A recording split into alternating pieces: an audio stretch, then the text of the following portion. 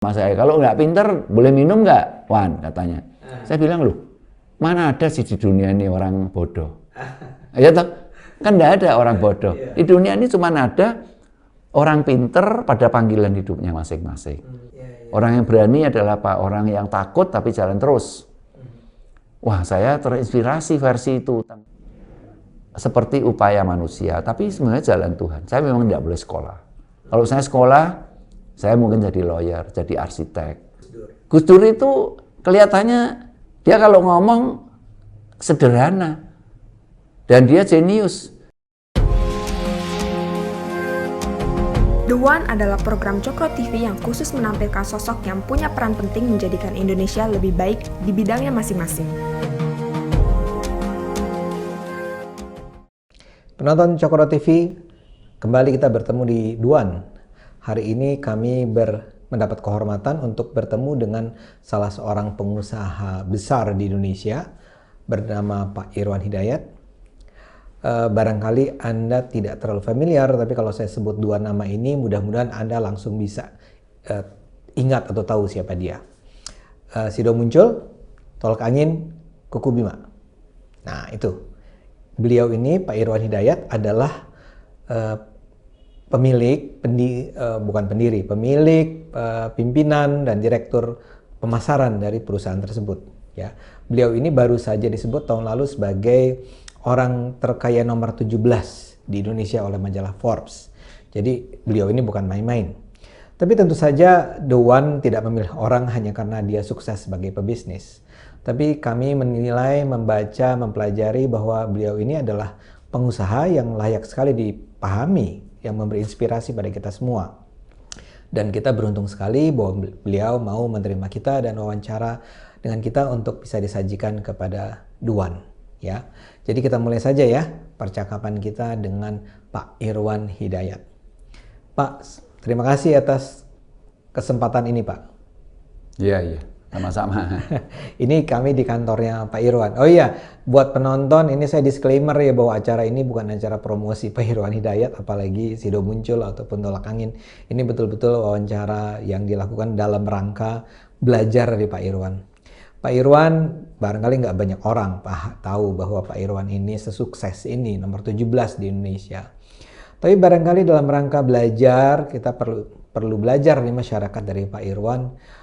Bisa nggak Pak Irwan share sedikit sama kita di awal ini cerita tentang gimana sih ceritanya Pak Irwan sampai sesukses ini? Apakah ini memang perusahaan yang diwariskan dari orang tua, dari kecil sudah besar memang perusahaannya, atau adakah perjuangan yang harus dilakukan? Hal-hal semacam itu, Pak. Silakan, Pak. Ya, jadi saya itu dilahirkan waktu itu 47.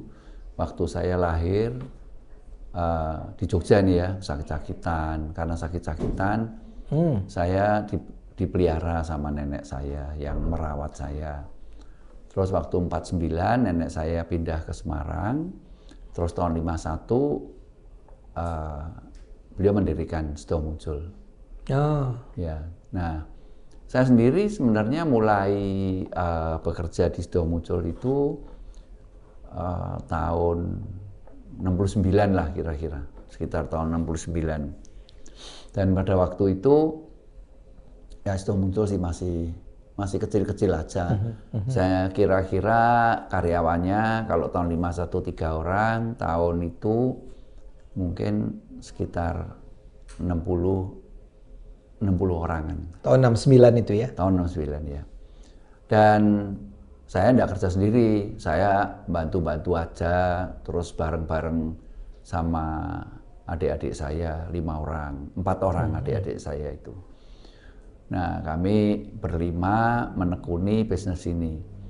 Seringkali saya ceritain ya pada waktu itu, saya itu nggak ngerti mau kerja apa. Saya dan adik-adik saya nggak ngerti. Dan saya waktu itu satu-satunya yang ada yaitu jamu Sido Muncul ini, yang dikelola waktu itu sama orang tua saya. Jadi nenek saya pensiun, terus kemudian dikelola oleh orang tua saya. Saya bantuin aja, bareng-bareng gitu. Nah, kalau selama hampir dari tahun 70-an, 69 sampai kira-kira tahun 85, itu tidak banyak kemajuan yang didapat. Lalu saya ini mendapat sebuah ide gitu. Kenapa kok Sidomuncul tidak laku? Karena orang tidak mengenal Sidomuncul pertama. Kedua, juga tidak percaya karena tidak mengenal Sidomuncul. Maka itu dari tahun 85, 86, itu yang kami lakukan adalah bagaimana membangun kepercayaan ini. Nah, sampai hari ini mungkin sekitar sudah 36 tahun ya. Yang kami lakukan adalah membangun kepercayaan. Apa saja yang bisa membuat orang percaya, kami lakukan. Jadi kami berusaha untuk membuat produk yang baik, ya. Terus kemudian kami juga mengkomunikasikan apa-apa saja yang kami temukan di dalam meneliti produk-produk. Kemudian saya juga meniru pabrik farmasi. Ya, itu kan dipercaya. Saya tiru aja pabrik farmasi. Oh, kayak gini loh caranya pabrik farmasi itu. Apa? Rasional, aman, jujur, mesti berbasis ilmiah. Nah, saya ikut. Meskipun caranya sederhana. Kemudian dunia kedokteran. Nah, dunia kedokteran itu sangat bagus gitu. Dokter itu kan sangat dipercaya oleh masyarakat. Saya terinspirasi oleh Sumpah Kedokteran yang mengatakan bahwa saya akan mengobati pasien-pasienku dengan hatiku, akalku, dan ilmuku. Jadi bukan dengan ilmuku dulu gitu. Makanya saya juga, wah ini bagus nih, saya terapin aja. Saya akan mengelola Sidomuncul ini dengan hatiku, akalku, dan regulasi dan ilmu gitu ya, ilmiah. Artinya apa sih dengan hati? Artinya ya kalau saya buat produk, keluarga saya, anak-anak saya, cucu saya itu harus boleh minum, gitu. Jadi kalau keluarga kami nggak mau minum, ya kami tidak akan menjual produk-produk ini. Terus kemudian saya juga terinspirasi oleh pemerintah Singapura. Ya, pemerintah Singapura itu kan kecil negaranya, tapi dia bisa kaya. Kenapa? Ya karena dia membangun kepercayaan. Maka itu kami berusaha untuk menjadi perusahaan yang dapat dipercaya. Salah satunya pada waktu Go Public 2013. Kami Go Public itu salah satu goal kami adalah supaya kami ini menjadi perusahaan yang taat sama aturan sehingga tumbuh kepercayaan. Dan saya bisa yang mempengaruhi yang lain adalah dari saya ini salah satu pengagum Ibu Teresa gitu. Ibu Teresa ini kata-katanya yang paling yang masuk dalam hati saya yaitu ketika dia mengatakan bahwa jika hidup itu tidak bermanfaat, hidupmu sia-sia gitu.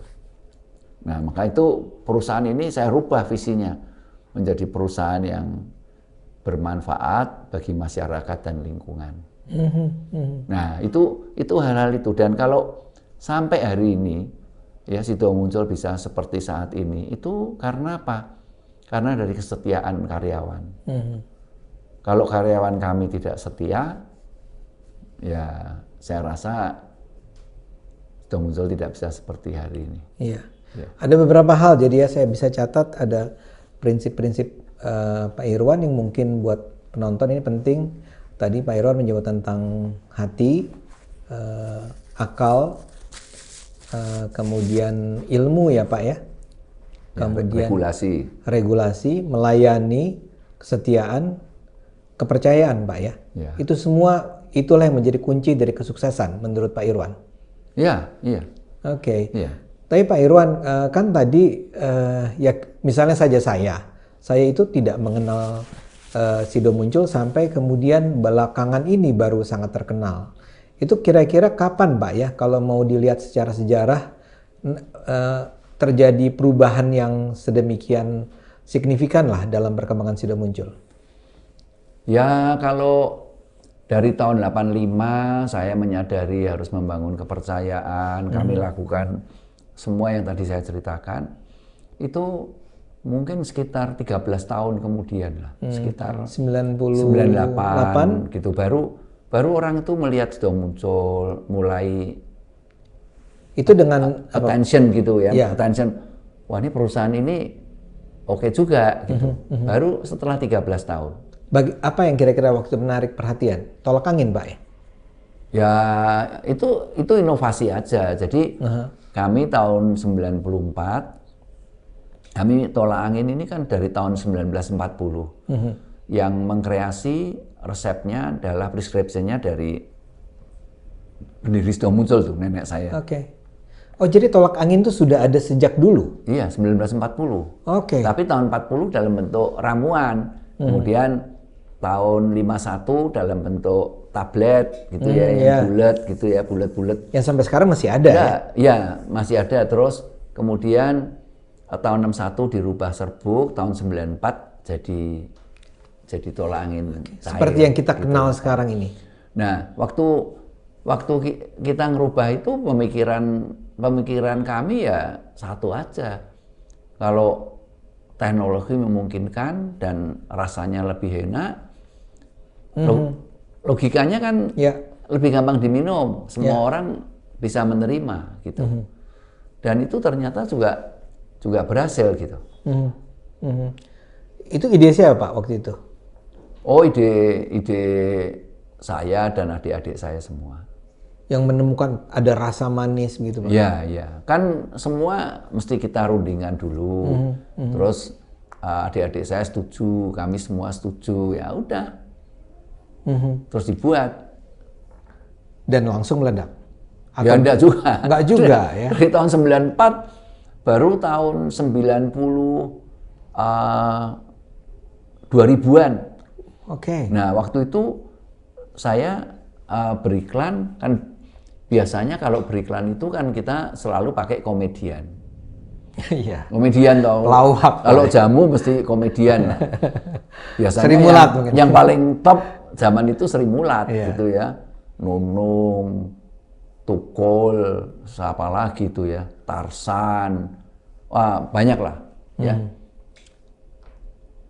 Terus saya kepikir bagaimana ya supaya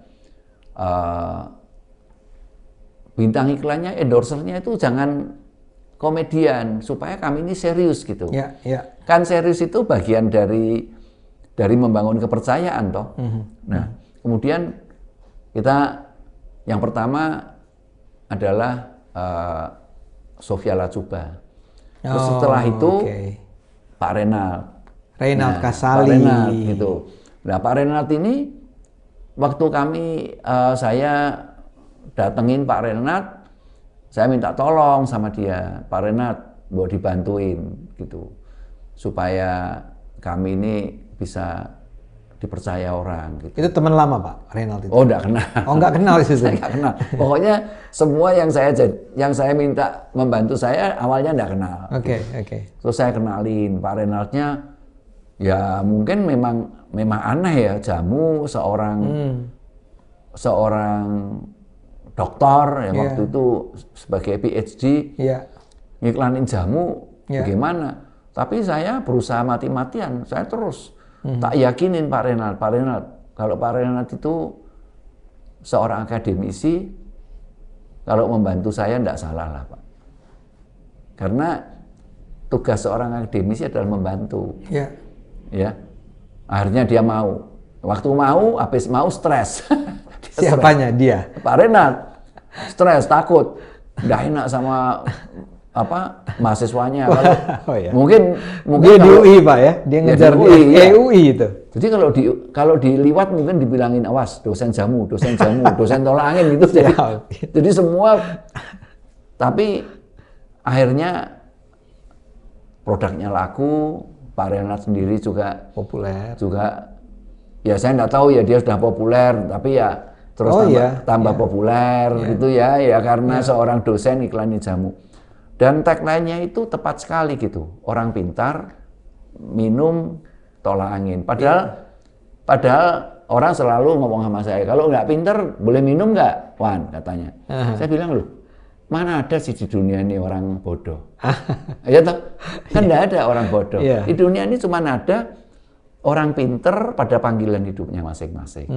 Dan tidak ada orang yang merasa bodoh. Itu tidak ada. Maka itu waktu itu Pak Renat, tapi Pak Renat itu membantu sekali. Artinya merubah persepsi, meningkatkan merubah sudut pandang orang terhadap obat herbal ini. Iya. Yang biasanya cuman dikemas dalam bentuk geguyon-geguyon gitu. Iya. Sorry, yang menemukan tagline itu dari Bapak sendiri. Tim saya dan bukan tim dari Pak Renald ya? Oh enggak, saya iya. saya yang punya itu ya, karena saya sih selalu dari pengalaman saya melihat di dunia ini ada dua hal yang orang selalu merasa itu, yaitu merasa pintar dan merasa baik. Ya memang tidak ada orang yang jahat, semua orang baik dan semua orang pintar pada panggilan hidupnya masing-masing gitu. Ya, jadi pas sekali orang pintar di bidangnya masing-masing, Pak. Ya, ini Pak Renat kan akademisi, jadi berubah gitu. Jadi kelasnya itu meningkat sekarang. Walaupun Sofia Lacuba juga udah menaikkan kelas. Oh iyalah. Iya. Semua yang pernah mengendorse Do muncul, saya selalu mengatakan bahwa setiap dari mereka itu memberikan kontribusi. Tapi kontribusinya kan beda-beda, meningkatkan sales, ada meningkatkan image, tapi apa saja pasti akan membantu kami. Tapi kalau yang belakangan itu enggak, misalnya saja kalau tidak salah Bapak punya ada Chris John misalnya, itu kan jadi beda dari contohnya Pak Renald kan? Ya, tapi Chris John itu ya sebenarnya kan bersama Mbah Marijan, ya itu tahun 2006 itu, tahun 2006. Iya.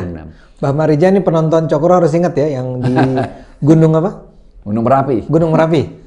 Iya, kalau Mbah Marijan itu saya waktu itu juga ragu-ragu, gimana ya orang umur 73 produknya produk energy drink gitu. Tapi waktu tanggal 2 Mei ya 2006 saya kan pergi ke Jogja. Nah, di Jogja itu saya membantu ya mereka yang gempa bumi. Yang memakan korban itu yang terjadi kalau nggak salah 27 Juni. Mei. Ya, saya ke sana 5.000 orang meninggal, 12.000 orang luka parah ya. Saya ke sana dari tanggal 27 sampai tanggal 10. Nah, waktu saya pulang dari sana, wartawan yang ikut, saya perginya sama Rike, sama dokter-dokter spesialis. Rike Diah Pitaloka, sama Doni Kesuma, sama Chris John, sama Anna Maria. Oke. Itu Rike Diah Pitaloka sudah jadi DPR? Belum? Belum. Masih artis nih? Ya masih artis. Iya. Ya tapi waktu itu saya pulang ditulis oleh seorang wartawan, teman saya.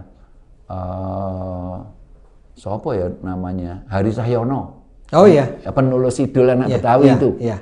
Dia nulis di majalahnya Eko Patrio namanya Violeta. Nulis dua lelaki pemberani. Chris John, juara WBA, dan Mbah Marijan, penjaga Gunung Merapi. Orang yang berani adalah orang yang takut tapi jalan terus. Wah, saya terinspirasi versi itu tanggal 12 Juni. Saya langsung hubungin Mbak Marijan, saya berusaha untuk dia jadi bintang iklan dan kesampaian juga. Pada tanggal 26 Juni 2006 kami membuat iklannya Chris John dan Mbak Marijan di lereng Merapi itu.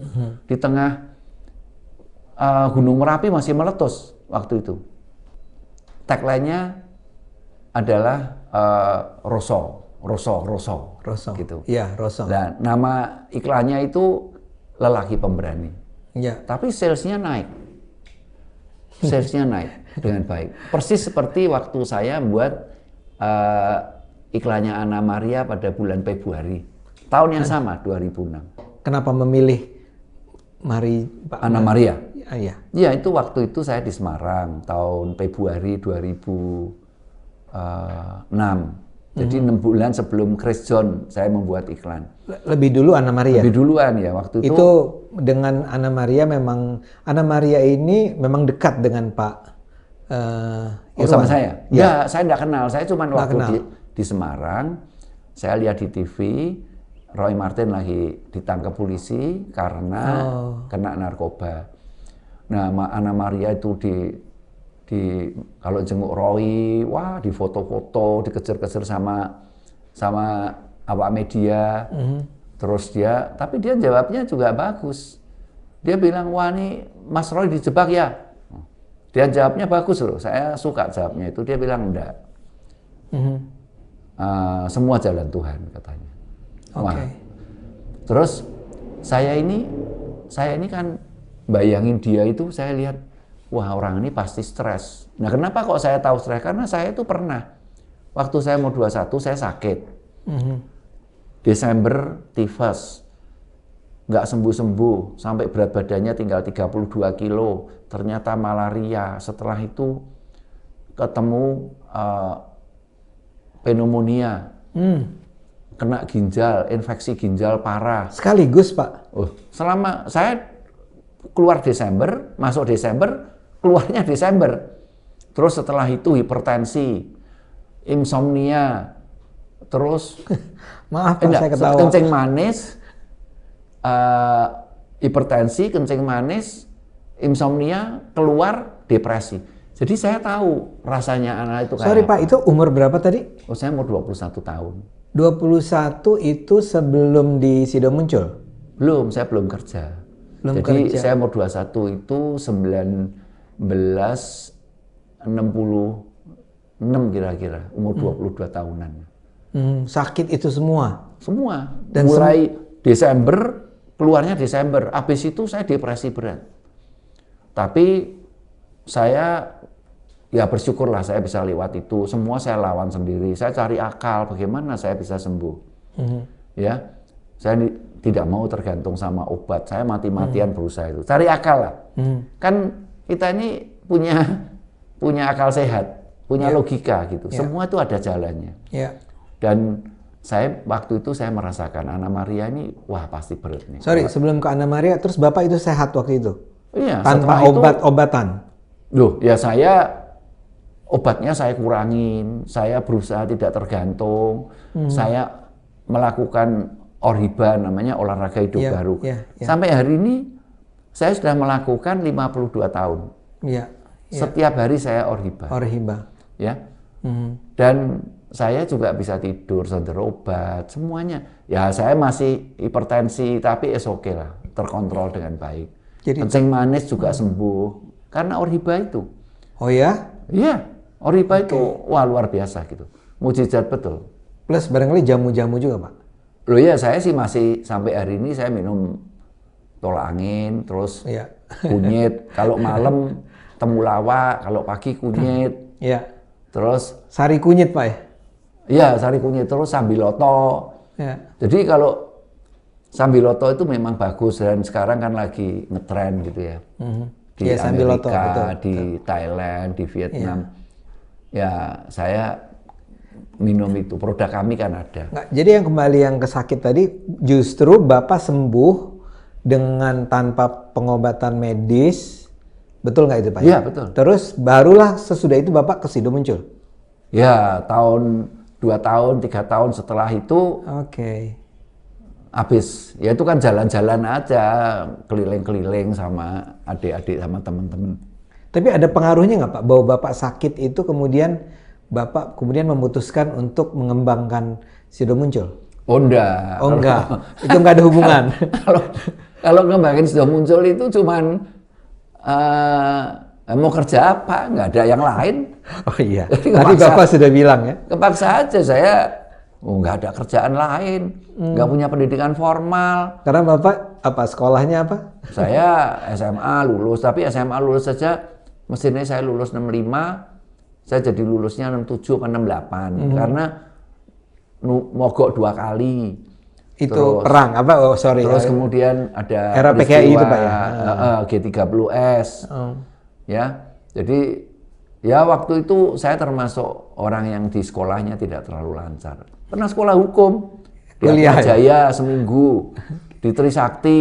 Itu cerita dulu Pak yang Atmajaya seminggu itu, karena saya pernah dengar itu ceritanya. Di Atmajaya itu, saya kuliah hari pertama suruh di depan gitu ya, terus mata pelajarannya waktu itu filsafat, ya. Saya dimarahin sama dosennya karena bajunya saya lipat. Oh. Nah, itu gaya-gaya gitu Pak ya? Ya enggak ya, semua kalau anak-anak zaman dulu sih bajunya dilipat sampai hari ini juga. Kemeja gitu ya? Pak Jokowi juga dilipat, Pak JK juga dilipat, ya toh? Iya. Jadi sebenarnya dilipat tuh biasa, tapi saya dimarahin. Itu enggak boleh katanya. Itu dibuat untuk tangan panjang. Ya udah saya lepas. Tapi habis itu saya terus males kuliah. Karena apa? Saya pikir orang pakai baju gini aja nggak boleh, aneh saya bilang. Saya bilang, oh ini aneh bener nih gurunya ini, dosennya. Ya, mama saya tak tanya, loh kamu kok nggak kuliah? Saya waktu itu bilang, ya masa lucu mam, masa dosennya suruh ngelipat? Saya bilang, sekolahnya payah lah, saya bilang. Mama saya rupa-rupanya setuju juga. Dia bilang, ya udahlah kalau nggak sekolah nggak apa-apa. Ini keluarga liberal sekali Pak ya. Lah kita ini anak-anak, saya memang dasarnya saya itu nggak suka baca. Nggak suka baca. Sampai hari ini saya juga nggak pernah baca buku. Bahkan laporan keuangan, neraca saya juga belum pernah baca. Gitu. Jadi saya ini nggak, saya itu cuma suka diceritain, sama suka nonton TV, gitu. Nah jadi waktu itu terus saya keluar. Terus saya pikir mungkin kalau di Trisakti dosennya lain gitu ya. Saya pindah Trisakti. Kuliah apa Pak? 2 bulan. Hukum lagi. 2 bulan. Ya pajak lah pokoknya sebenarnya saya cita-citanya mau jadi arsitek. Cuman karena saya masuknya naiknya itu juga pas-pasan semua. Akhirnya saya masuknya itu di SMA sosial, kan nggak bisa masuk arsitek. Ya udah nggak jadi. Terus masuk hukum nih, masuk hukum. Nah di sini baru enak 2 minggu, 2 bulan gitu ya. Teman saya bilang, loh kamu nggak ikut mapram ya? Saya bilang enggak. Wah kamu nggak. Mapram tuh ini ospek. Ya. Zaman sekarang tuh ospek namanya. Terus dia bilang gini sama saya, nanti nggak boleh ujian loh kamu. Tingkat 1 ini, semester 2 ini. Loh kenapa? Harus ikut ospek. Waduh, kalau gitu percuma dong di saya. Pulang lagi saya nggak jadi sekolah lagi. Bapak kenapa nggak ikut mapram itu atau ospek itu? Lah saya takut digundul, padahal rambut saya panjang. Waktu itu katanya digundul, terus rambutnya gondrong. Terus disiksa gitu ya. Disiksa saya paling mana benci mau lah. Ya. Mana mau. Bab itu melanggar HAM dan saya dari kecil sudah tahu itu melanggar HAM. Makanya saya terus nggak sekolah. Mama saya ketemu lagi ya dia bilang, "Ya udahlah kalau udah mau sekolah nggak apa-apa." Ya, enak aja memang udah. Tapi kelihatannya seperti upaya manusia, tapi sebenarnya jalan Tuhan. Saya memang tidak boleh sekolah. Kalau saya sekolah, saya mungkin jadi lawyer, jadi arsitek. Dan jalannya itu memang mungkin berbeda seperti hari ini. Nah sekarang kembali ke tadi Pak. Bapak jadi tahu persis rasa depresi, stres, dan ketika itulah Bapak melihat Anna Maria. Ya, Mbak waktu Anna itu Maria? saya di hotel, pagi-pagi saya lihat Anna di wawancara, dikejar-kejar sama awak media. Terus dia jawabnya juga bagus, dia bilang semua jalan Tuhan aja lah, saya imanin katanya. Saya bayangin, wah ini orang ini depresi luar biasa dah. Pasti loh, orang terkenal, kena narkoba, ditangkap polisi gitu ya. Malamnya saya telepon dia. Saya ngomong sama dia, tak kenali, nama saya Irwan Hidayat. Terus kemudian saya bilang, saya mau ndaan kamu jadi bintang iklan. Loh Bapak serius ya? Loh serius. Saya enggak ngomong alasan saya. Ya. Saya kepengen saya itu membantu, sehingga kalau dia itu nanti jadi bintang iklan, ya, saya berharap produk saya laku, tapi dia kan jadi pede gitu. Ya toh? Apa yang bisa membuat hidupnya kembali apa? Dikasih uang juga belum tentu hidupnya kembali. Ya toh? Tapi dia bilang, oke, setuju. Kita deal soal harganya. Ya. Udah Jumat malam, Sabtu pagi saya pulang. Saya buat PH. Saya ketemu sama PH di kantor ini, Terus kita diskusiin. Si PH-nya kaget nggak Pak bahwa Bapak memilih Anna Maria? Ya kaget, tapi nggak berani ya. Yang punya duit siapa Pak ya? Bukan soalnya punya Bukan itu duit. ya? Saya bukan ngawur. Saya bilang, oh Anna ini, Roy itu korban dari narkotika. Ya toh, Anna ini super korban. Saya bukan ngawur, enggak. Ya. Saya pakai akal sehat saya masih jalan dengan baik. Ya. Analisa saya, dia ini super korban dan patut dibantu gitu. Lalu Minggu saya pergi ke gereja. Di gereja itu yang di homilinya, khotbahnya itu adalah tentang surat gembalanya Uskup Jakarta waktu itu, kalau nggak salah uskupnya Leo Sukoto. Monsinyur Leo Sukoto. Di surat gembala itu dibacakan pengalaman dari Uskup Agung pertama Indonesia, Sugio Pranoto. Nah, di dalam memoarnya Sugio Pranoto itu menulis waktu kemerdekaan sebagai pemimpin umat Katolik harus memilih siapa? Memilih bangsa Indonesia, Republik, ya, merdeka, atau pro pada Belanda. Dia bilang, saya ini menjadi orang Katolik, menjadi uskup karena Belanda. Tapi ini tanah airku. Dia bilang, dia bingung. Terus akhirnya dia bilang, akhirnya saya berdoa sama Tuhan. Akhirnya saya memutuskan mengikuti suara hati kecil saya untuk memilih membela Republik. Jadi keputusan itu karena dia mengikuti suara hati kecil. Saya punya gagasan, wah kalau gitu nih saya gabungin nih kata-katanya Anna Maria. Semua yang terjadi dalam hidupku adalah kehendak Tuhan. Tapi dalam keadaan yang sangat susah seperti hari ini, saya mengikuti suara hati kecil saya.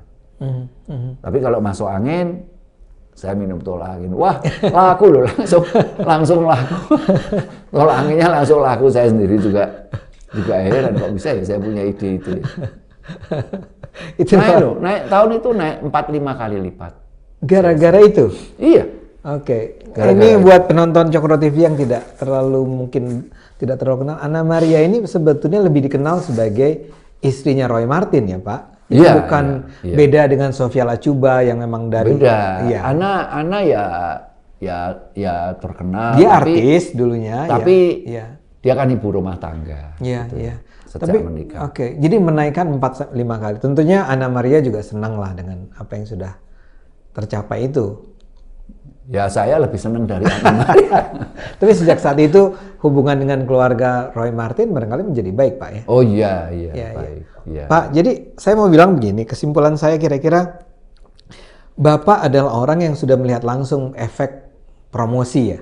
Jadi kira-kira gitu ya. Ya, ya. Ada Sofia Lacuba, ada Renat Kasali, ada Ana Maria, ada Mbah Marijan, Chris John. Tapi keputusan-keputusan Bapak itu sebetulnya keputusan-keputusan yang di dalamnya ada juga soal tadi yang prinsip-prinsip yang Bapak bilang ingin melayani, ingin membantu, jadi nggak sepenuhnya juga profesional, Pak ya? Enggak, akhirnya saya ya di dalam tahun 2006 itu kan bulan Februari Ana Maria yang jadi bintang iklan. Terus kemudian Mbah Marijan sama Chris John. Nah, tahun itu saya itu hasil daripada iklan itu apa? Salesnya naik 4-5 kali lipat. Yeah. Tahun depannya naik lagi, lebih banyak lagi. Ya. Secara uang saya dapat uang, tapi ada hal yang lebih dari itu, yaitu apa? Bahwa saya kan sering pergi sama Ana, sama bintang-bintang iklan kami, ya, sama Mbak Marijan, gitu. Jadi kalau pergi itu Ana itu paling dipelukin sama ibu-ibu. Oh, ya. Mbak Marijan juga. Ya. Dia karena kepolosannya, dia itu semua orang pengen foto sama Mbah Marijan, gitu ya. Nah, saya itu menemukan bahwa mereka berdua itu dicintai sama masyarakat. Maka saya baru menyadarin bahwa di dalam hidup itu memang ada tingkatan. Memilih bintang iklan juga ada. Kalau bintang iklan ada yang terkenal, ya toh, cantik. Tapi semua juga akan berlalu. Ya toh. Yang kedua yang lebih baik dari cantik terkenal apa? Dikagumi. Yang ketiga mungkin dihormati. Ya toh. Yang keempat dicintai. Jadi yang paling berharga itu adalah dicintai. Maka itu saya selalu setelah hari itu saya menemukan yang lebih berharga daripada hasil uang yang kami terima, yaitu apa? Saya harus berusaha membuat supaya apa yang kami lakukan perusahaan kamu ini dicintai oleh masyarakat. Tapi itu yang paling berharga gitu, paling tinggi lah tingkatannya. Pak, tapi juga ada misalnya nama-nama ini sebaliknya ya. Kalau kita bisa sebut Ana Maria, Mbah Marijan, itu barangkali Bapak angkat juga dengan tujuan barangkali ada soal membantu, ada soal dicintai. Tapi juga Bapak kan punya model nama-nama besar nih, artinya bahkan negarawan, bahkan pejabat. Ada Dahlan Iskan pernah Pak ya, ada Pak Jenderal Edi Pramono Wibowo yang waktu itu jadi Kasat, itu juga diangkat. Pak JK.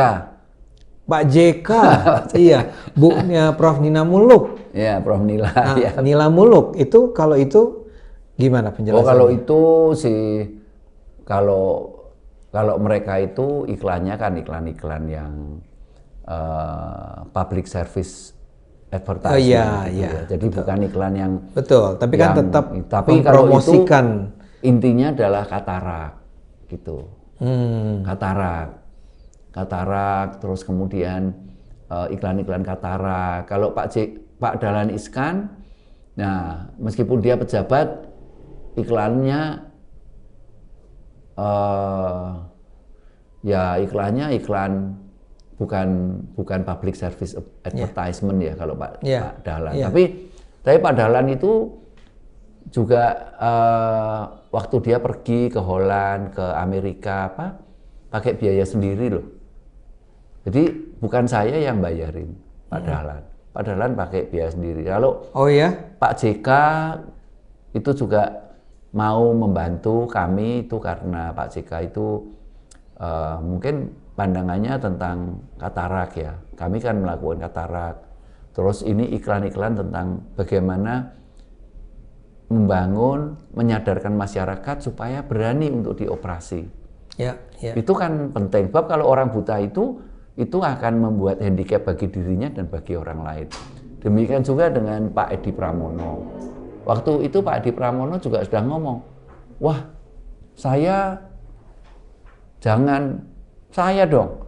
Terus waktu itu ada karyawan kami namanya Wiwit, manajer saya ya di marketing tuh bilang gini, ngotot terus dia, Pak Edi, mohon maaf ya Pak, kalau nanti Babinsa itu yang perintah bukan Bapak, ya pasti dia tidak akan membantu. Pintar juga dia ngomong. Jadi hubungannya dengan Ya itu kan, apa? Kan cari pasien susah waktu itu. Ya. Cari pasien itu susah. Jadi kami ingin pasien membantu. yang mau itu tidak gampang karena dia takut. Masa mata dioperasi, ya toh. Nanti kalau buta gimana? Apa tidak sakit? Jadi buat mereka itu kalau remeng-remeng buta itu sekampung juga begitu sih. Ya. Nah, waktu itu berhasil juga. Artinya sejak almarhum Pak Edi Pramono Wibowo ya, Pak Edi itu menjadi endorser di iklan, bukan tolak angin, ini iklan tentang katarak. Itu kami dapat pasien gampang sekali. Karena apa? Ini komando, Babinsanya yang jumlahnya puluhan ribu itu di kampung-kampung, ya, di kampung-kampung, tiap kampung kan ada Babinsa. Itu dia tahu aksesnya, oh ini yang buta, dia yang ngasih tahu, dia yang ngangkatin. Dan kalau Prof Nila kan ketua Perdami. Ya. Kalau kami nggak dibantu Perdami, mana bisa kami mengoperasi. Perdami itu hebat loh. Dia ya setiap dokter nggak terima uang, terima cuman berapa, 50.000 berapa ngoperasi. Padahal dia kalau ngoperasi sendiri, wah dia dapat 5 juta lah. Jutaan, ya. Iya. Jadi dokter-dokter itu sangat berkorban gitu, Perdami itu, dokter mata itu. Nah, Pak Irwan ini membangun hubungan dengan orang-orang besar tersebut, ya. Itu lebih dalam rangka apa sesungguhnya, Pak? Membangun jaringan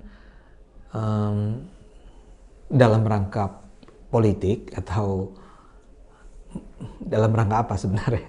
Enggak, saya tidak pernah ikut berpolitik dan selama keluarga kami ini ya, kami seumur hidup belum pernah berbisnis dengan pemerintah. Jadi saya sama sekali itu tidak ada bisnis kami dengan pemerintah. Baik dalam hal tanah, reslah, atau supplier, nggak ada. Kami ini sebenarnya kalau saya membangun, mencari Pak JK, Pak Pramono, itu modalnya cuma satu aja, niat baik dan nekat gitu. Kami tahu saya berniat baik karena itu saya nekat aja ketemu mereka. Misalnya kayak katarak tadi Pak ya, itu bentuk apa istilahnya Pak, corporate social responsibility atau lebih dari itu? Ya kalau CSR itu aturannya, regulasinya kan cuma 2% dari profit. Lah kalau 2% dari profit itu enggak seberapa, kecil sekali. Maka itu saya itu di dalam bisnis ini saya itu cari akal bagaimana kami bisa membantu ya tadi menjadi perusahaan yang bermanfaat toh. Ya. Karena niatnya seperti itu, jadi kami cari akal apa saja yang bisa membantu, misalnya iklan-iklan kami tujukan untuk bisa membantu katarak, kami mengoperasi katarak sembari dipublikasikan. Terus saya melihat bahwa saya ini merasakan bahwa Indonesia ini harusnya itu bisa hidup dari pariwisata. Hidup itu aja, pasti bisa hidup layak lah, semuanya layak dan lingkungannya lebih baik. Cuman masalahnya apa? Masalahnya itu udah terlanjur semuanya begitu. Orang yang datang cuman di bawah cuman satu digit. Ini Bapak bicara pariwisata. Pariwisata ya. Jadi saya itu mati-matian bagaimana mengembangkan berbisnis sembari berpikir tentang bisa tidak membawa manfaat.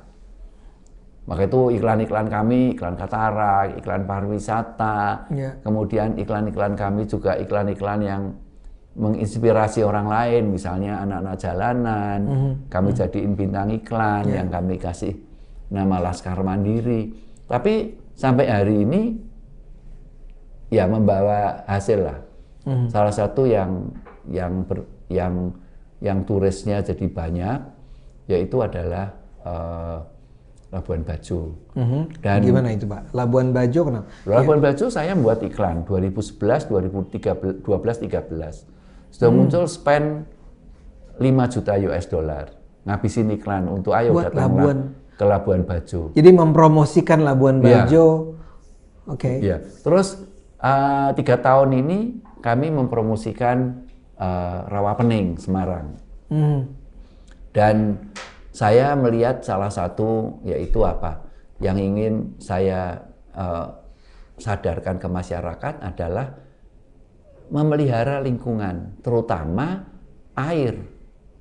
Gitu. Air itu satu saat menjadi sesuatu yang sangat berguna, berharga nanti. Tapi air kan kotorin, dicemarin. Sekarang kalau kita perhatiin banjir ada di mana? Di daerah Pekalongan, Pantura, banjir masa berhari-hari. Karena apa? Tanggul jebol itu karena sedimentasi. Jadi permukaan sungainya itu naik. Karena naik kalau hujan, seperti musim hujan sekarang, dia tidak tertampung, luber. Atau karena dia menerjang tanggul, liwat tanggul, biasanya air itu harus di bawah tanggul. Tapi sekarang karena sedimentasi, tanggul jebol. Coba sekarang seperti itu. Jadi saya kepingin iklan kami tentang Rawapening. Saya tidak bisa berbuat banyak. Tapi saya buat iklan-iklan kami Rawapening. Rawapening itu 2.700 hektar. Ya. Kemudian Rawapening itu yang 70% dipenuhi eceng gondok. Jadi hampir 2.000 hektar dipenuhi eceng gondok. Sisa permukaan airnya tinggal 800-700 hektar. Terus kedalamannya sekarang tinggal 4 meter. Padahal tahun 98 masih 15 meter. Wow. Jadi saya itu drastis Pak ya? Oh iya, luar biasa gitu. Jadi saya ini itu karena apa? Karena limbah domestik itu limbah penduduk sehingga eceng gondoknya tumbuh. Kemudian karamba yang tidak terkontrol, memberi makan ikan. Terus di hulu-hulunya, di lereng-lerengnya ditanemin, dicangkulin, ya demi ekonomi semua. Padahal kalau kita itu, kalau itu dijadikan ya, saya tidak bisa ke seluruh Indonesia, tapi itu kan dekat pabrik. Itu kalau itu bisa jadi air semua, ya kemudian lereng-lerengnya yang di hulu-hulunya ada 16 sungai itu tidak ditebang, tidak dicangkulin untuk bercocok tanam, sedimentasinya berhenti, pemerintah bisa mengeruk kembali, dan itu nanti air itu berharga. Karena air itu negeri ini negeri tropis, airnya itu harus dikelola. Makanya kan sekarang kalau lihat bendungan-bendungan itu dibangun oleh pemerintah toh. Sekarang ini kemarin di Kalteng, di NTT. Jadi mengelola air itu bagus, cuman harus dikelola karena penduduknya tambah banyak. Nah ini si Sido Muncul ini terlibat dalam. Dulu saya cari ide bagaimana ini ya. Sedimentasinya saya nggak bisa apa-apa karena itu kan menyangkut masalah ekonomi dan di hulu-hulunya itu dicangkulin juga masalah perut. Tapi saya pikir bagaimana nih menyelamatkan eceng gondok itu. Tahun 2017 saya cari ide, saya membuat wood pellet dari eceng gondok dan berhasil. Wood pelletnya itu berhasil. Kami pakai untuk apa? Bahan bakar di pabrik. Karena pabrik di Sido Muncul ini ya 50% pakai limbah jamu, 50% gas. Nah kalau eceng gondok ini dijadiin wood pellet, saya bersedia menampung, membeli. Sehingga nanti 2.800 hektar itu permukaannya keren sekali gitu. Air, bisa jadi wisata, air, wisata. Udahlah, pasti jadi tempat wisata. Dan nanti harga tanah di sekitar situ pasti naik. Kalau naik, nanti PBB-nya naik. Itu kan PB kan pendapatan asli daerah. Jadi saya itu kepengen memberikan pemikiran saya itu. Dan saya sudah berhasil membuat wood pelletnya. Dan disambut Pak ya itu? Disambut. Ya. Pemerintah langsung ya tahun 2019 itu sudah ada alat-alat. Pemerintah itu PU itu nyiapin alat-alat ngambilin. Nah cuman pabrik eceng gondoknya belum ada. Oke. Nah kalau pabrik eceng gondoknya itu nanti ada, saya bersedia membeli. Makanya saya berusaha dari si pabrik itu ya? Ya, saya berusaha menghubungin beberapa institusi, organisasi massa, ya, supaya bekerja sama dengan PU ngambilin eceng gondoknya itu. Nah, eceng gondoknya itu nanti saya beli. Ya. Saya beli supaya pas saya nanti juga menggunakan mungkin gasnya 20% lah, 30% eceng gondok, 50% ampas jamu, yang 20% gas. Ya. Jadi kalau yang ini Bapak turun langsung, kalau yang tadi Labuan Bajo sekedar bukan sekedar sih, mengiklankan. Tapi mengiklankan. Ya, ngiklanin Oke, aja. jadi sekaligus nih ya, Bapak itu melakukan segala hal sebagai sebenarnya pengusaha Sido Muncul. Ya, artinya ya itu CSR kan 2% aturannya. Kalau CSR 2% nggak bisa buat apa-apa. Terlalu kecil. Padahal saya ini punya, sebagai pengusaha saya punya kemampuan untuk menggunakan dana ini untuk sembari berbisnis, beriklan, tapi bermanfaat. Iya. Pak, ini juga salah satu yang sering disebut tentang Bapak adalah Bapak yang mengawali ini ya, ini mungkin maksudnya dalam konteks melayani karyawan Bapak, yaitu bahwa mereka bisa pulang bersama Mudik gratis. Ya, mudik gratis. Oh iya. Itu juga yang mulai Bapak ya? Ya, itu Sido Muncul itu memulainya tahun 91. 91 pertama. Sebelum Sido Muncul besar seperti yang sebelumnya ya. 91. Nah, itu kalau mudik lebaran itu idenya Pak Sofyan. Pak Sofyan itu adik saya yang nomor 2. Gitu. Terus kita ngelakuin selama 30 tahun berturut-turut. Baru pada tahun 2020 ini kita tidak melakukan karena pandemi. Nah, tahun ini saya nggak tahu kemungkinannya mudik lebaran atau enggak. Oh iya. Tapi kalau zaman sekarang mudik lebaran juga enggak sesulit dulu lah. Iya. Ya sekarang infrastrukturnya jalannya udah bagus. Ya, moda transportasinya juga udah banyak. Yeah. Tapi kalau dulu ya, tapi ide itu adalah ide tahun 91 oleh Pak Sofyan adik saya itu. Itu sebagai semacam timbal balik perusahaan kepada karyawan, Pak? Enggak, itu bukan karyawan, itu penjual jamu.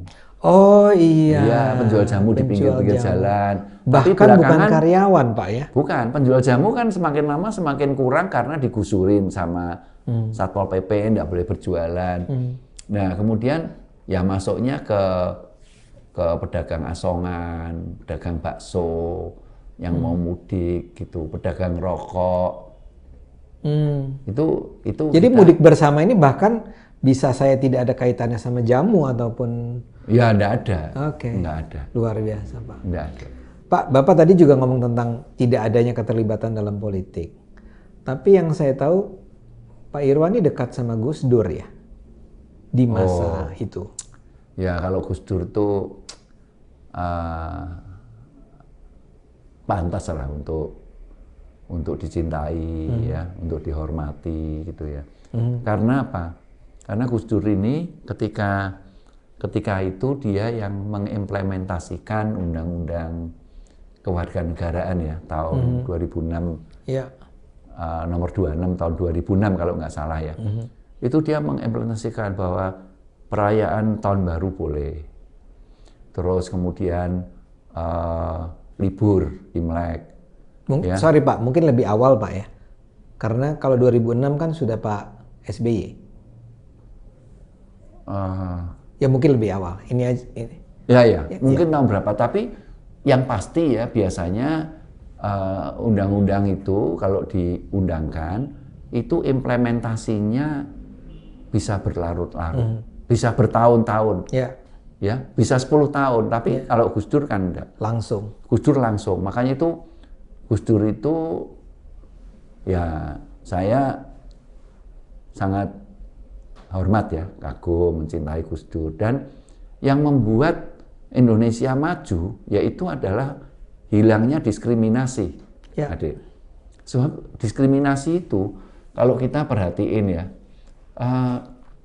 sekarang ini ya, sekarang orang Indonesia itu mencintai batik.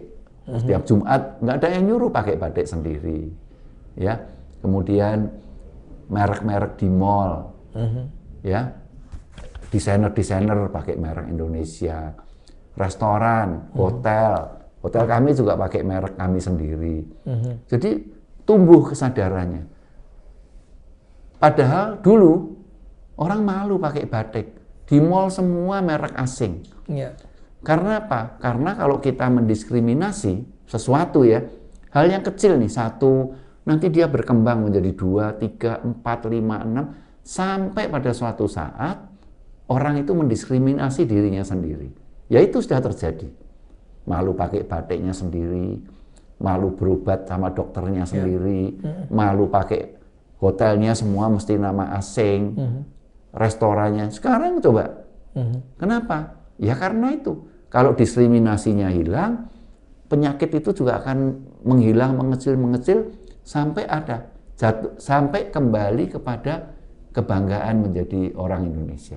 Jadi menurut Pak Irwan sumbangan terbesar dari itu Gus Dur. Gus Dur. Gus Dur itu kelihatannya dia kalau ngomong sederhana dan dia jenius. Artinya maksudnya jenius itu dia ditugasin ya sebagai presiden waktu itu berapa tahun gitu, misalnya 5 tahun. Dia cuman 1,5 tahun udah selesai. Karena tugasnya karena apa? Tugasnya itu Diskriminasi itu. Kamu tak kasih tugas, hilang diskriminasi di negeri. Bab itu yang paling menghancurkan. Apa Pak? Bapak merasakan yang terpenting dari langkahnya Gus Dur dalam hal diskriminasi itu apa? Loh diimplementasi. Misalnya apa? Undang-undang ya sekarang perayaan Imlek boleh. Ya, terus pakai itu kelenteng-kelenteng harus difungsikan kembali. Iya. Nah, tradisi-tradisi itu kan bukan menghancurkan, sebenarnya memperkaya toh. Loh kalau kita yang pakai akal sehat itu memperkaya. Ya, memperkaya. Terus kemudian saya sendiri kan orang Katolik nih, saya sendiri kan agama saya Katolik. Tapi saya merayakan Natal, Lebaran saya juga menghayatin bagaimana sucinya perjuangan mereka yang berpuasa, mencari jati dirinya. Terus kalau orang Chinese itu tradisinya apa? Ini kan perayaan musim semi. Itu kan Imlek itu. Ya pokoknya galungan, kuningan. Pokoknya semua buat saya ya. Buat saya cintai dengan sungguh-sungguh dan tidak ada problem. Saya justru senang merayakan banyak hal. Jadi ini ya. Coba kalau cuman Natal doang kan libur saya cuma Natal. Ini cuman guyon loh. Tapi enggak, saya mencintai semua tradisi. Dan Gus Dur peran terbesarnya adalah ketika dia bisa membuat implementasi. Sebab yang paling sulit adalah mengimplementasikan. Nah, dalam hal ini Pak Irwan adalah seorang Tionghoa, ya. Apakah Pak Irwan memang merasakan bahwa terjadi diskriminasi? Apakah di masa lalu atau apakah sekarang sudah berubah? Atau bagaimana Bapak melihat itu semua? Ya, kalau diskriminasi itu sangat ya. Dulu-dulu itu kan aturannya juga banyak. Apa aja itu aturannya banyak lah. Saya tidak usah menyebutkan satu persatu. Ketika zamannya Gus Dur atau zamannya Ibu Mega itu dicabut aturan-aturan itu ratusan, mungkin ribuan gitu.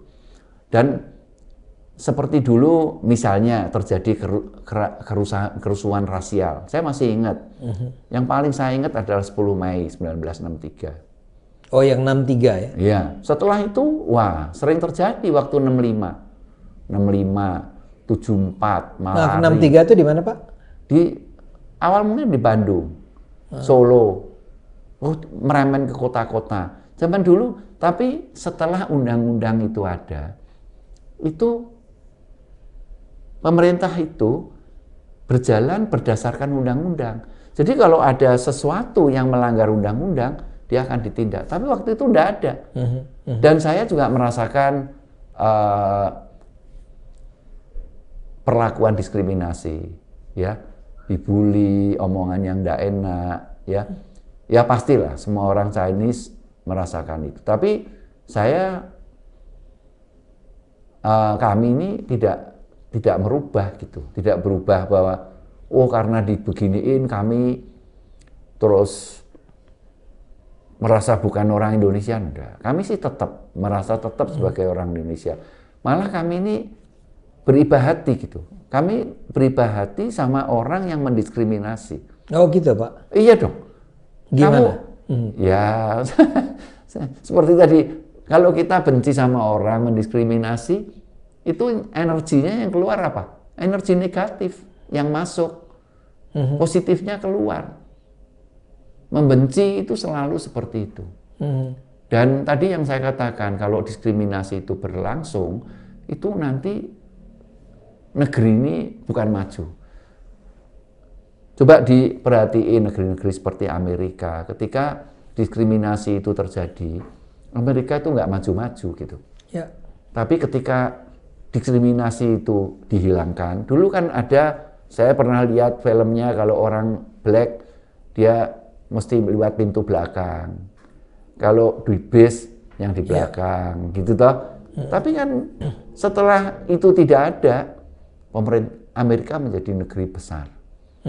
Maka itu kalau diskriminasi, kenapa kok bisa jadi kecil? Ya karena nanti terjadi self-discrimination, mendiskriminasi dirinya sendiri. Dan itu tidak terobati kalau itu.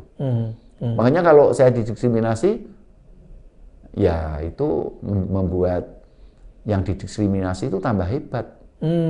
Tambah hebat. Dia akan lebih hati-hati, dia akan lebih kerja keras, dia akan lebih membangun network, membangun apa-apa. Ya kan yang bodoh kan yang mendiskriminasi. Lebih bodoh dong kalau gitu. Bisa nggak saya simpulkan begini, Pak, bahwa fakta bahwa sebagian besar dari pengusaha-pengusaha terbesar di Indonesia adalah warga Tionghoa, ya, ras Tionghoa, itu antara lain diakibatkan oleh efek dari diskriminasi itu? Ya, menurut saya iya. Kalau ini sekarang dia orang yang dialami hari ini kan akibat dari masa lalu. Yaitu apa yang dinikmati persiapan masa lalu juga. Nah, sekarang ini yang tadi dikatakan ada berapa persen orang Tionghoa yang menjadi konglomerat besar. Tapi saya rasa nanti 30 tahun lagi belum tentu. Belum tentu. Karena apa? Begitu diskriminasi hilang, orang yang didiskriminasi ini langsung dia akan berbaur. Dia akan menjadi tentara, menjadi polisi, menjadi ASN, bahkan bercita-cita menjadi presiden. Nah, kalau ini kan enggak. Dipaksa harus menjadi spesialisnya apa? Di bidang ekonomi. Ya kalau jadi spesialis yang terjadi apa? Ahli. Bukan cuma ahli, feelingnya juga feeling bisnis semua. Rohnya bisnis, tulangnya bisnis. Terus kemudian apa? Networknya juga bisnis. Tapi kalau dilepasin, diberi kesempatan yang sama, menurut saya enggak. Ini menarik. Coba 30 tahun lagi. Nanti konglomeratnya 50% bukan orang Chinese mungkin. Karena sekarang masih ya. Iya, buat saya sih tidak ada problem. Nggak ada problem. Siapa aja yang sukses, tapi harus dimengerti ini akibat. Pak Irwan, ini mungkin terakhir nih. Pak Irwan adalah pengusaha besar yang ditandai dengan misalnya tadi ya, nomor 17 di Indonesia. Perusahaan Sido Muncul ini juga tumbuh dengan luar biasa pesat. Saya ingin bertanya ke Pak Irwan untuk memberi penilaian tentang are we on the right track secara ekonomi Indonesia ini di bawah pemerintahan Jokowi 10 tahun terakhir ke depan. Apakah Bapak optimistis Indonesia akan bisa menjadi salah satu 5 raksasa dunia dalam beberapa tahun ke depan? Bapak itu merasa mengharapkan sesuatu yang membuat Bapak optimistis atau justru khawatir? Nah, saya optimis. Pertama, kenapa saya optimis? Pertama, karena negeri ini negeri kaya. Kalau nggak punya apa-apa, ya saya bisa bilang ya berat gitu ya. Tapi negeri ini negeri kaya, sumber daya alamnya hebat, bahkan sumber air. Ya, nah, yang saya lihat itu begini. Pokoknya kalau orang itu mau membangun negerinya, itu ada dua hal. Yang pertama, mesti tidak boleh orientasinya kepada produksi. Orientasinya harus market, gitu. Menciptakan pasar. Nah, kalau menciptakan pasar itu yang dibutuhkan untuk menciptakan pasar apa? Yaitu pertama adalah infrastruktur. Jalan, listrik, pelabuhan, lapangan terbang, ya. Terus kemudian menyatukan Indonesia ini. Kalau marketnya itu ada, dibangun market, investor masuk, nanti semua yang ini menjadi lokomotif gitu. Ini yang akan mengangkat apa? Menarik gerbong. Kalau kita orientasinya kepada produksi, kita bisa menanam sayur, menanam apa, menangkap ikan. Tapi prosesornya enggak ada, marketnya enggak ada. Jadi lokomotif ini tidak bisa jalan kalau gerbong yang di desa-desa, di daerah enggak bisa jalan kalau tidak ada lokomotif. Itu persiapan ini saya enggak, pokoknya secara logika infrastrukturnya itu jalan. Yang kedua adalah artinya Bapak melihat di era sekarang ini apa yang disyaratkan untuk ya, maksudnya kalau sebagai pengusaha pandangan saya itu orientasinya kepada market. Market itu apa? Ya harus ada infrastruktur. Sekarang dibangun sudah hampir ngomong aja 70% lah. 60%, 70%. Yang kedua, regulasi. Regulasinya itu ya sangat banyak aturannya, tumpang tindih. Makanya pemerintah membuat Undang-Undang Cipta Kerja. Nah, undang-undang ini penuh dengan kontroversi, tapi akhirnya kan disetujuin. Nah, saya berharap kalau undang-undang ini jadi, ya. Terus yang ketiga adalah kepada bumi. Jadi pemerintah itu pada bumi, lingkungan. Jadi pemerintah ini tidak membangun ekonomi, dia membangun ekonomi, tapi dia mempersiapkan, dia care sama bumi. Contohnya ini ya adalah mengelola sumber air. Sekarang ini kan banyak dibangun nih tempat-tempat bendungan-bendungan. Sebab tempat di mana ada air, di situ tidak ada kemiskinan. Ya. Terus kemudian pemerintah juga membangun, menciptakan undang-undang lingkungan hidupnya. Pemerintah juga mulai care ke situ, ditertibin dengan baik. Salah satu penertibannya apa? Bukan cuma menghukum, tapi juga mendorong gitu. Salah satunya adalah proper terhadap lingkungan. Itu kan bukti bahwa pemerintah itu di samping ekonomi dia tidak melupakan lingkungan. Sebab pandemi ini yang sudah ada ini nanti menurut saya semoga menyadarkan masyarakat bahwa pandemi, musibah-musibah yang terjadi, misalnya bencana banjir, kalau banjir bisa berhari-hari, ya, kemudian banyak daerah yang kekeringan atau itu karena tidak memelihara lingkungan. Dan ke depan saya membayangkan ya Indonesia yang nanti menggunakan transportasi massalnya semua berbasis listrik. Mobil juga sudah mulai. Pemerintah juga sudah menyiapkan industrial estate, nikelnya dibangun, smelternya, ya yang di Morowali kalau nggak salah ada beberapa tempat di Ternate Utara itu nanti baterai, nanti mobil listrik. Dan nanti kalau Kalau panas bumi ini menurun karena lingkungannya tambah baik, ya orang tambah sehat. Ya toh, lingkungannya tambah baik. Saya sih optimis. Ya. Tapi salah satu karena dikerjakan dengan benar dan didukung sama sumber daya alam. Nah, kita ini kan negeri yang orang yang ya karena saking kayanya kita ini jadi manja gitu. Ya. Coba kalau diperhatiin, semua yang diawetkan bukan hasil dari negeri ini. Semua datang dari negeri-negeri yang musim dingin. Ya toh, kecap, tahu, ya, tempe, noodles. Itu kan diawetkan, makanan olahan semua. Karena apa? Karena negerinya ada musim dingin. Ya, negeri yang seperti ini kita kalau pengen itu malah gini. Motong ini ya, ngambil cabai langsung diulek, nggak boleh beli di pasar. Loh, saking hebatnya negeri ini. Tapi itu salah satu yang saya yakinin Indonesia lebih baik. Kalau orang bilang nanti 2030, ya saya berharap 2026 lah. Amin. Nah, 2026 tahun nanti Pak Jokowi selesai, penerusnya ini lebih hebat dari Pak Jokowi. Pasti lah. Mudah-mudahan Pak Irwan. Karena kompetisi itu nanti yang akan membuat negeri ini lebih baik. Siap. Pak Irwan, kita terima kasih sekali. Pak Irwan sudah mau menerima kami dan terus terang kami belajar banyak dan mudah-mudahan ini bisa memberi inspirasi buat para penonton Cokro TV. Pak Irwan sehat terus, mudah-mudahan sukses bisnisnya lebih lanjut supaya kita bisa bangun Indonesia lebih baik. Terima kasih penonton Cokro TV.